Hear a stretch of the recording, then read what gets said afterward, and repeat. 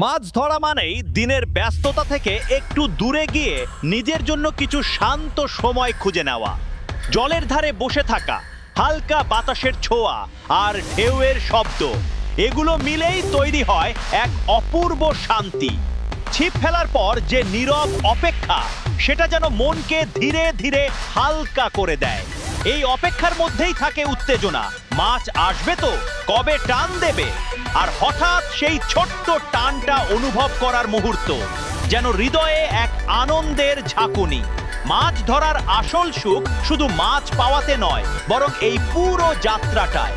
কখনো মাছ ধরতে ধরতে সন্ধ্যা নেমে আসে, আকাশে লাল আভা খেলে যায়, আর তখন মনে হয় এটাই জীবনের আসল সৌন্দর্য।